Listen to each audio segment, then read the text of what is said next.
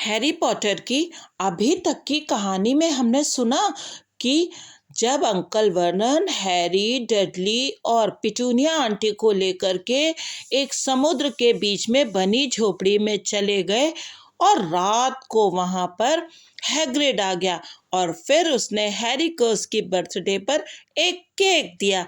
चाहे वो थोड़ा चिपचिपा था, लेकिन केक तो था। फिर हैग्रिड ने हैरी को उसकी चिट्ठी पढ़ने को दी और उसमें लिखा था कि अगर आप हॉगवर्ट्स में भर्ती होना चाहते हैं तो आपको कुछ सामान लाना पड़ेगा। हैरी तो बड़ा हैरान था कि ये सामान वो कहाँ से लाएगा। तब हैग्रिड ने उसे बताया कि अगर जगह मालूम हो तो लंदन में भी सब कुछ मिल सकता है। आज सुनेंगे कि हैरी शॉपिंग करने कैसे हैग्रिड के साथ छू मंतर गली में जाता है। छू मंतर गली। अगली सुबह हैरी जल्दी जाग गया। हालांकि उसे अच्छी तरह से मालूम था कि सुबह हो चुकी है, फिर भी उसने अपनी आंखें नहीं खोली।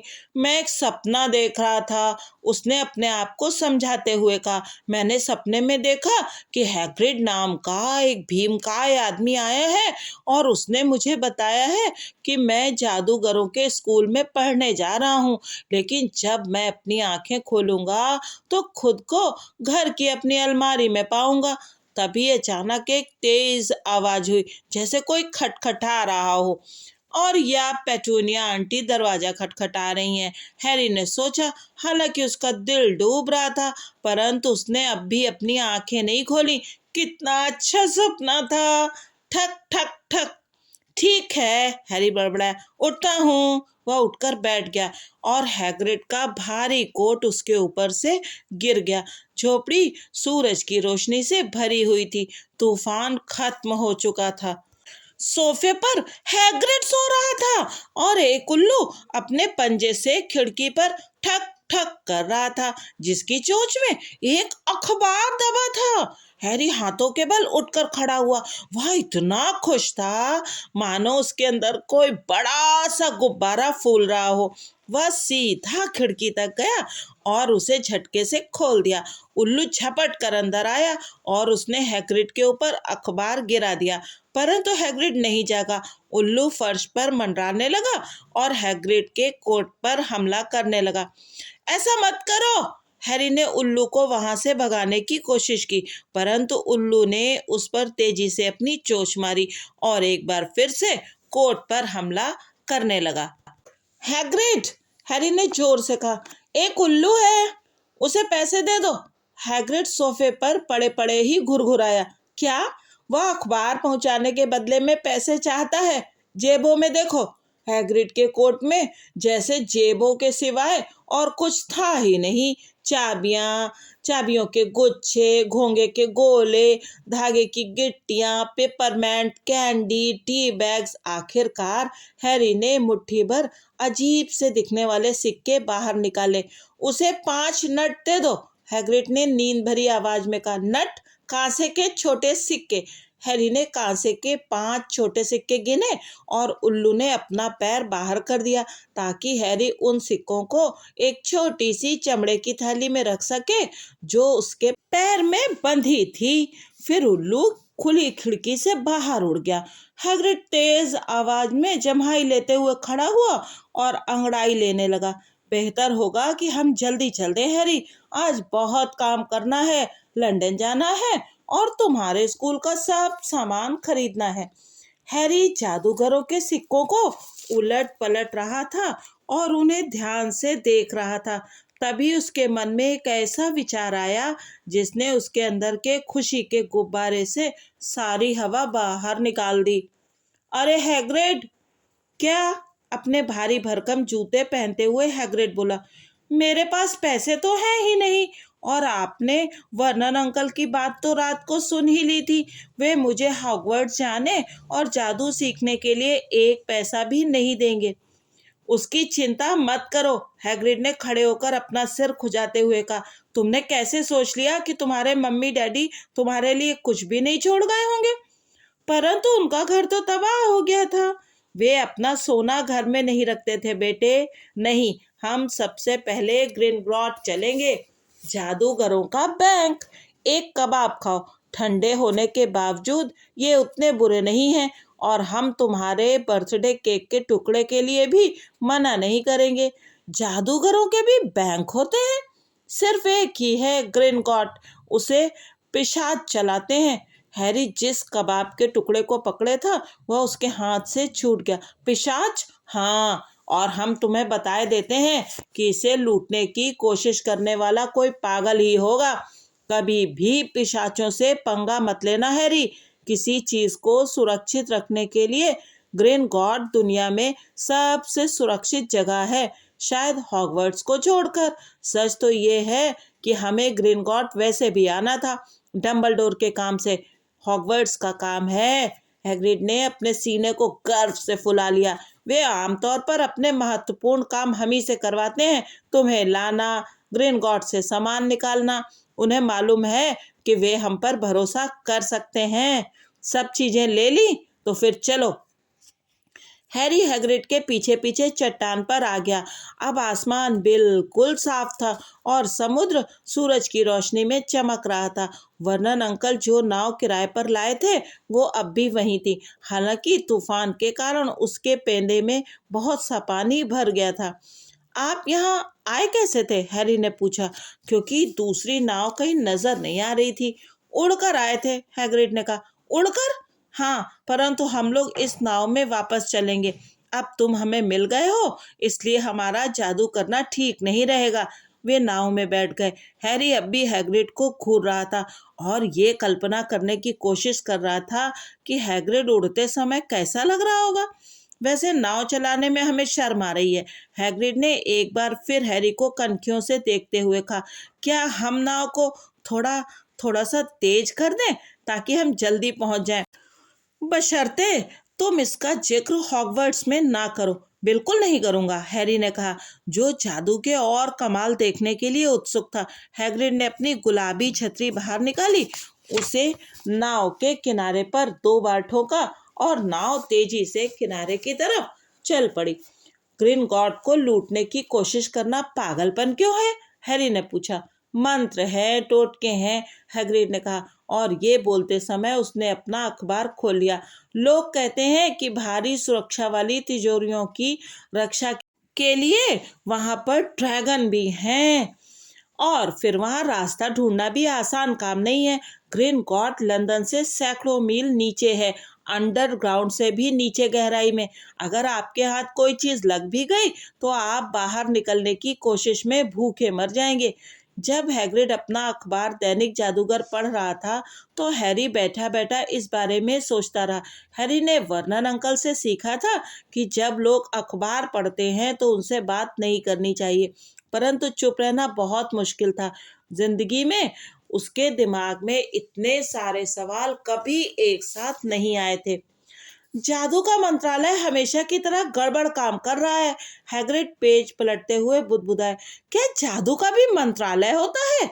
हैरी अपने आप को रोक पाए इससे पहले ही उसके मुंह से निकल गया। हाँ, हैग्रिड ने कहा।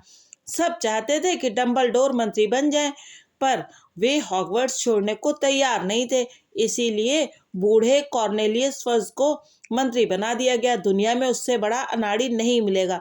वो हर रोज डंबलडोर के पास ढेर सारे उल्लुओं की फौज भेज देता है उनसे सलाह मांगने के लिए। परंतु जादू का मंत्रालय करता क्या है? उनका मुख्य काम ये देखना है कि मगलुओं को ये पता न चले कि देश में जादूगर और जादूगरनियां हैं। क्यों? क्यों? हे भगवान हैरी, हर आदमी चाहेगा कि उसकी समस्या जादू से सुलझ जाए। नहीं नहीं, हम इन झंझटों से दूर ही भले हैं। इसी पल नाव बंदरगाह की दीवार से धीमे से टकराई। हैग्रिड ने अखबार मोड़ा और वे पत्थर की सीढ़ियों से चढ़कर स्टेशन पर पहुंच गए। जब वे छोटे से कस्बे से होते हुए स्टेशन की तरफ बढ़े तो आसपास से गुजरने वाले लोग उन्हें बुरी तरह से घूर रहे थे। हैरी उन्हें दोष नहीं दे सकता था। ना सिर्फ हैग्रिड औरों से दुगना लंबा था, बल्कि वह पार्किंग मीटर जैसी साधारण चीजों को देख देख कर उनकी तरफ इशारा कर रहा था और जोर से चिल्ला रहा था, देखो हैरी देखो। इन मगलुओं के दिमाग में भी कहाँ कहाँ के विचार आ जाते हैं। हैग्रिड, हैरी ने हाँफते हुए कहा, क्योंकि हैग्रिड के साथ चलने के लिए उसे भागना पड़ रहा था। क्या सचमुच ग्रिंगॉट में ड्रैगन है? हमने सुना है, हैग्रिड बोला। सच कहें तो हम भी ड्रैगन पालना चाहते हैं। आप ड्रैगन पालना चाहते हैं? जब हम बच्चे थे तभी से हमारे मन में यह इच्छा है। लो हम आ गए। वे लोग स्टेशन पर पहुंच गए थे। 5 मिनट बाद एक ट्रेन लंदन जाने वाली थी। हैग्रिड को मगलुओं के पैसे की समझ नहीं थी, इसीलिए उसने हैरी को नोट दे दिए ताकि वह उनके लिए टिकट खरीद ले।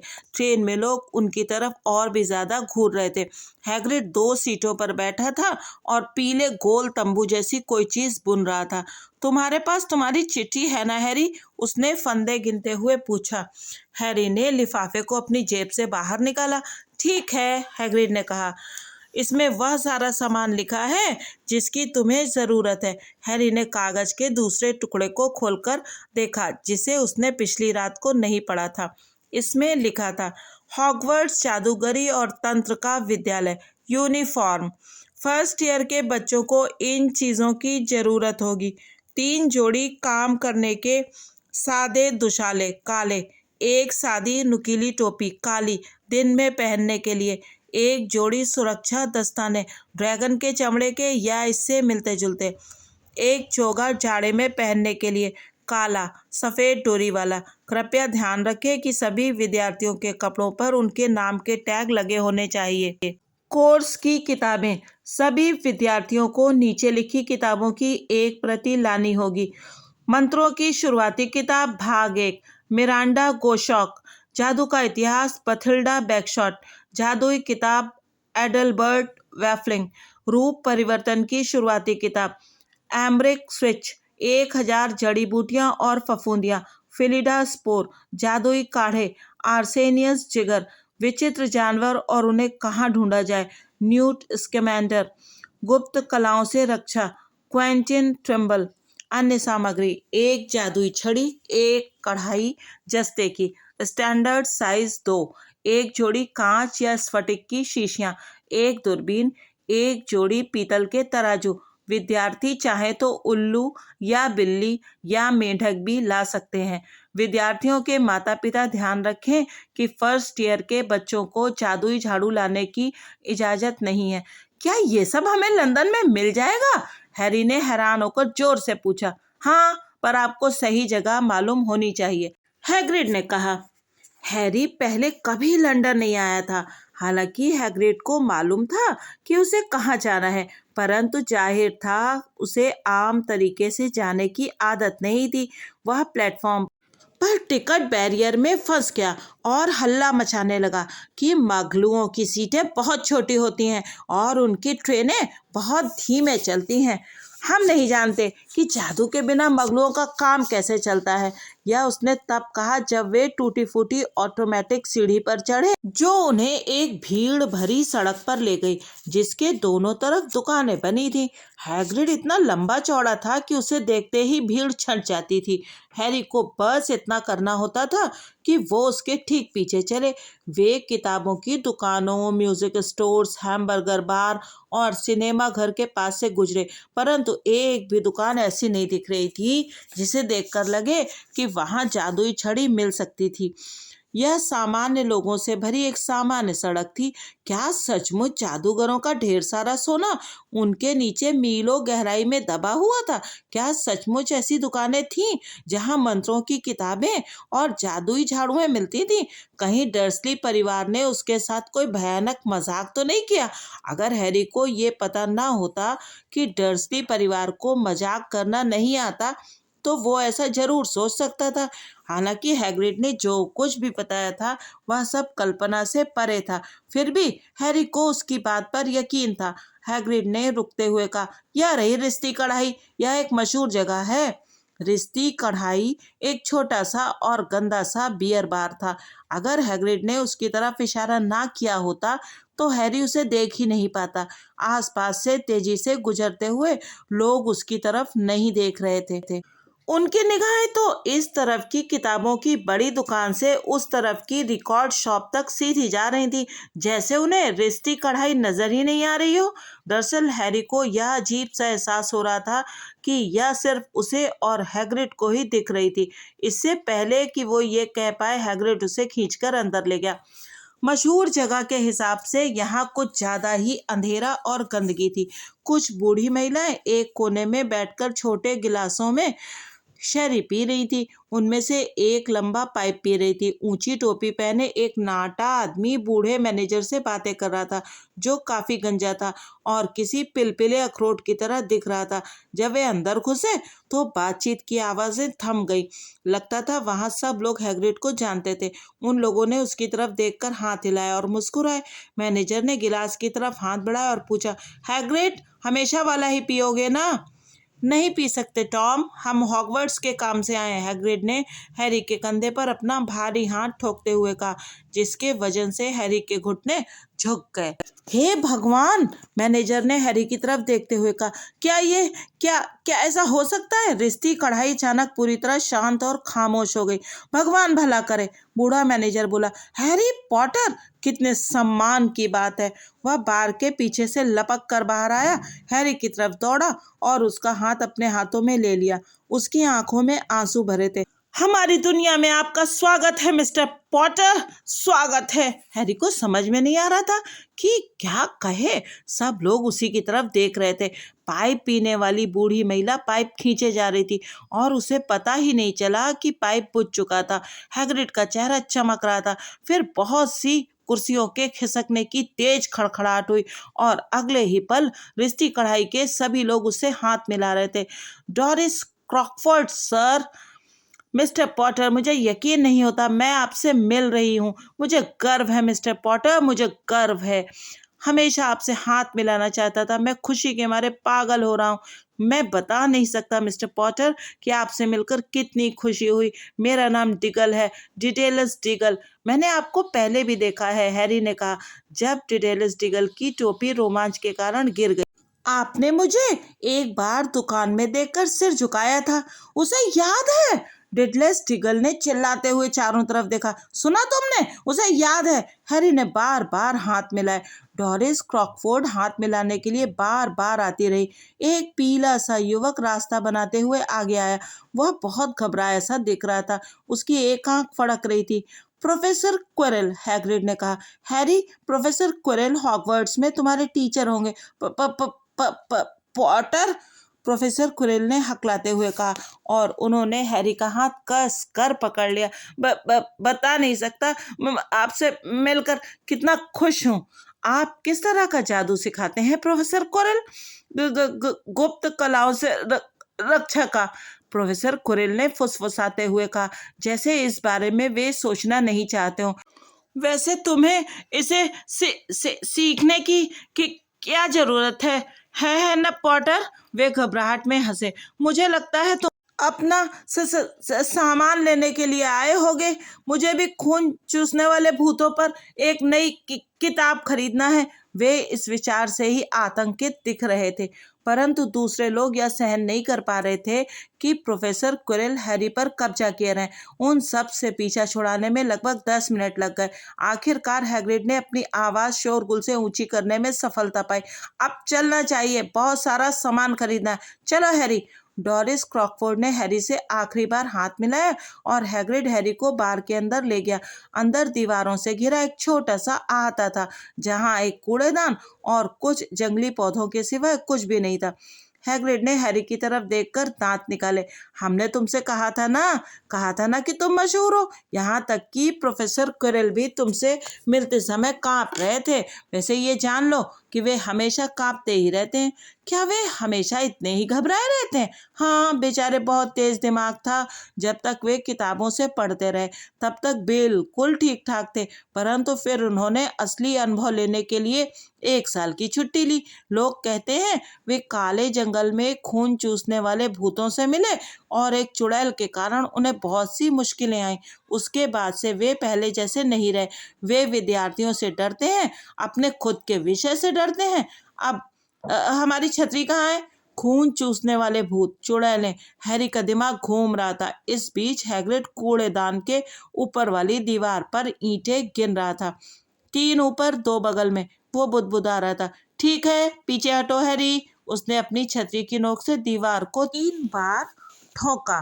जिस ईंट को उसने छुआ था वो थरथराई, कांपी और फिर बीच में एक छोटा सा छेद नजर आया जो चौड़ा होता गया। 1 सेकंड बाद उन्हें एक मेहराबदार रास्ता दिखा जो इतना बड़ा था कि हैग्रिड भी उसमें आराम से जा सकता था। इस मेहराबदार रास्ते के उस पार पैबंद लगी सड़क थी जो घुमावदार थी और आगे जाकर मोड़ पर गुम हो जाती थी। छूमंतर गली में तुम्हारा स्वागत है, हैग्रिड ने कहा। हैरी को आश्चर्य हुआ कि वह दांत दिखा रहा था। और फिर वे लोग मेहराबदार रास्ते से अंदर गए। हैरी ने जल्दी से सिर घुमाकर देखा कि मेहराबदार रास्ता तत्काल एक बार फिर से ठोस दीवार में बदल गया था। सबसे पास वाली दुकान के बाहर रखी कढ़ाइयों का ढेर सूरज की रोशनी में चमक रहा था। उनके ऊपर लटके साइन बोर्ड पर लिखा था, कढ़ाइयाँ हर साइज की, तांबे, पीतल, जस्ते, चांदी की, अपने आप तलने वाली, फोल्ड होने वाली। हाँ, तुम्हें इसकी जरूरत पड़ेगी, हैग्रिड ने कहा, पर सबसे पहले तुम्हारे पैसे निकालने होंगे।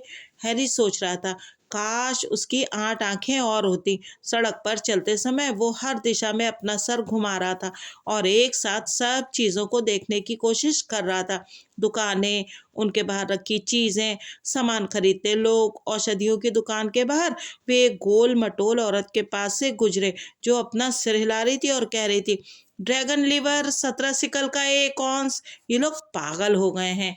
एक अंधेरी दुकान से उल्लुओं के बोलने की धीमी धीमी आवाजें आ रही थी जिसके साइन बोर्ड पर लिखा था, आई लव सुल्लू एम्पोरियम, पिंगल, घुग्गू, करैल, भूरे और सफेद उल्लू। हैरी की उम्र के कई बच्चे एक खिड़की पर अपनी नाक गड़ाए खड़े थे जिसके अंदर जादुई झाड़ुएं रखी थी। देखो, हैरी ने एक को कहते सुना, नई निम्बस 2000 सबसे तेज। वहां पर ऐसी दुकानें थी जहां दुशाले और दूरबीनें बिक रही थी और चांदी के अजीब से यंत्र भी जिन्हें हैरी ने पहले कभी नहीं देखा था। खिड़कियों में चमगादड़ के स्प्लीन और ईल मछली की आंखों के ढेर लगे थे। मंत्रों की किताबों के गट्ठर, चमड़े के कागज के रोल और कल में जादुई काढ़े की बोतलें, चंद्रमा के ग्लोब, ग्रीन ग्रॉट। हैग्रिड ने कहा। वे एक बर्फ जैसी सफेद इमारत के पास पहुंच गए थे जो बाकी सभी दुकानों से बहुत ऊंची थी। उसके कांसे के चमकते दरवाजे के पास लाल सुनहरी यूनिफॉर्म पहने हुए खड़ा था।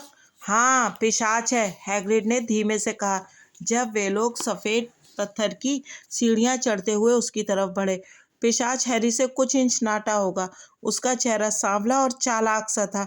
उसकी दाढ़ी नुकीली थी और हैरी ने देखा कि उसकी उंगलियां और पैर बहुत लंबे थे। जब वे लोग अंदर घुसने लगे तो उसने सिर झुकाकर उनका अभिवादन किया। अब उनके सामने एक और दरवाजा था जो चांदी का था और उस पर यह शब्द लिखे थे, अंदर आइए अजनबी, परंतु ध्यान रखिए आप, लालच होता है महापाप, क्योंकि वे लोग जो योग्य नहीं होते फिर भी हैं लेते, वे वक्त आने पर उसकी बहुत बड़ी कीमत हैं देते। इसलिए अगर आप खोज रहे हो हमारे फर्श के नीचे वह खजाना जो आपका नहीं है, ना आगे ना पीछे, तो चोर महाशय आपको चेतावनी दे दी गई है, रहना सावधान। आपको खजाना ही नहीं कुछ और भी मिलेगा, इसका रखना ध्यान। जैसा हमने कहा था, इसे लूटने की कोशिश करना पागलपन होगा, हैग्रिड ने कहा।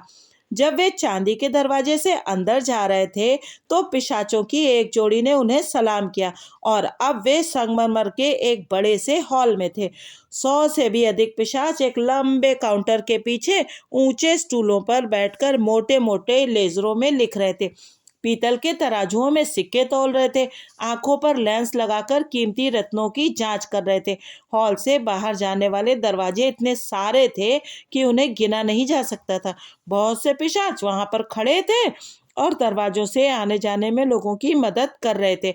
हैग्रिड और हैरी काउंटर की तरफ बढ़े। गुड मॉर्निंग, हैग्रिड ने एक खाली बैठे पिशाच से कहा। हम लोग मिस्टर हैरी पॉटर की तिजोरी से पैसे निकालना चाहते हैं। आपके पास उनकी चाबी है सर? यही कहीं पर होगी, हैग्रिड ने कहा और फिर वो अपनी जेब का सामान काउंटर पर खाली करने लगा। ऐसे करते समय कुत्ते के फफूंद लगे कुछ बिस्कुट पिशाच के रजिस्टर पर गिर गए। पिशाच ने अपनी नाक सिकोड़ी। हैरी ने देखा कि उनकी दाईं तरफ बैठा पिशाच माणिकों का ढेर तौल रहा था, जो दहकते हुए अंगारों जितने बड़े थे। मिल गई, हैग्रिड ने कहा। उसके हाथ में एक छोटी सुनहरी चाबी थी। पिशाच ने इसे करीब ले जाकर ध्यान से देखा। ये ठीक दिख रही है, और हम प्रोफेसर डम्बलडोर की चिट्ठी भी लाए हैं। हैग्रिड ने अपने आप को महत्वपूर्ण दिखाते हुए और अपना सीना बाहर निकालते हुए कहा, यह उसके बारे में है जिसे आप जानते हैं, तिजोरी नंबर 713। पिशाच ने उस पत्र को बहुत ध्यान से पढ़ा। बहुत अच्छा, उसने हैग्रिड को पत्र वापस करते हुए कहा। मैं आपके साथ किसी को भेज देता हूँ जो आपको इन तिजोरियों तक ले जाएगा। ग्रेपहोक एक और पिशाच था। हैग्रिड ने जब कुत्ते के सभी बिस्किट एक बार फिर अपनी जेब में भर लिए तो इसके बाद वो और हैरी ग्रेप हुक के पीछे पीछे हॉल से बाहर जाने वाले एक दरवाजे की तरफ बढ़े। तिजोरी नंबर 713 में वो चीज क्या है जिसे आप जानते हैं? हैरी ने पूछा। तुम्हें नहीं बता सकते, हैग्रिड ने रहस्य भरी आवाज में कहा। एकदम खुफिया है, हॉगवर्ट्स का काम है। डंबलडोर ने हम पर भरोसा किया है। तुम्हें बताने का मतलब है अपनी नौकरी गंवाना। ग्रेपहोक ने उनके लिए दरवाजा खोला। हैरी उम्मीद कर रहा था कि यहाँ भी संगमरमर का फर्श होगा, परंतु उसे हैरानी हुई। वे लोग पत्थर के एक सकरे गलियारे में थे, जिसमें जलती मशालों से रोशनी हो रही थी। गलियारे में नीचे की तरफ सीधी ढलान थी और फर्श पर छोटी पटरियां बिछी थीं। ग्रेपहोक ने सीटी बजाई और एक छोटी सी गाड़ी पटरियों पर धड़धड़ाती हुई उनकी तरफ आ गई। वे उसमें चढ़े। हैग्रिड थोड़ी दिक्कत से चढ़ पाया और वे चल दिए। पहले तो वे सिर्फ घुमावदार गलियारे की भूल भुलैया में ही इधर से उधर घूमते गए। हैरी ने रास्ता याद करने की कोशिश की, बाएं दाएं दाएं बाएं, बीच वाला रास्ता दाएं बाएं, परंतु याद रख पाना असंभव था। धड़धड़ाती हुई गाड़ी को रास्ता मालूम था, क्योंकि ग्रेपहोक गाड़ी नहीं चला रहा था, वो अपने आप चल रही थी। हैरी की आंखें दुखने लगी, क्योंकि उसके मुंह पर ठंडी हवा के थपेड़े सीधे पड़ रहे थे। फिर भी वो आंखें फाड़कर देखता रहा। एक बार तो उसे लगा जैसे गलियारे के मोड़ पर उसे आग का गोला दिखाई दिया, और वो ये देखने के लिए मुड़ा कि क्या ये ड्रैगन था, परंतु बहुत देर हो चुकी थी। वे लोग और गहराई में उतरते चले गए। जमीन के अंदर बनी एक झील के पास से गुजरे, जहां स्टेलेक्टाइट की छत से लटकते चूने के खंभे और स्टेलेग्माइट फर्श से ऊपर जाते चूने के खंभे थे। गाड़ी के शोरगुल से अधिक तेज आवाज में बोलते हुए हैरी ने हैग्रिड से पूछा, मैं नहीं जानता कि स्टेलेग्माइट और स्टेलेक्टाइट में क्या अंतर होता है। स्टेलेग्माइट में एम होता है, हैग्रिड ने कहा। और हमसे इस समय कोई सवाल मत पूछो, हमें लगता है हमारी तबीयत खराब हो रही है। हैग्रिड का चेहरा फक्क पड़ गया था, और जब गाड़ी आखिरकार गलियारे की दीवार में एक छोटे से दरवाजे के पास रुकी तो हैग्रिड नीचे उतरा। उसके घुटने इतने कांप रहे थे कि उसे दीवार का सहारा लेना पड़ा। ग्रेपहोक ने दरवाजे का ताला खोला। अंदर से काफी सारा हरा धुआं तैरता हुआ बाहर निकला, और जब वो साफ हुआ तो हैरी का मुंह खुला रह गया।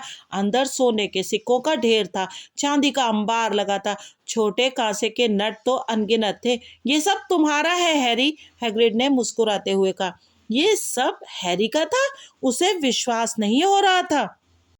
डर्सली परिवार को इस बारे में पता नहीं था, वरना उन्होंने चुटकियों में ये सब हथिया लिया होता। वे हैरी को हमेशा ताना देते रहते थे कि उसको पालने में कितना खर्च करना पड़ता था, और इस पूरे समय में उसके नाम का एक छोटा सा खजाना लंदन के नीचे गहराई में दबा हुआ था। हैग्रिड ने इनमें से कुछ सिक्कों को बैग में भरने में हैरी की मदद की। सोने के सिक्कों को गैलियन कहते हैं, उसने समझाया।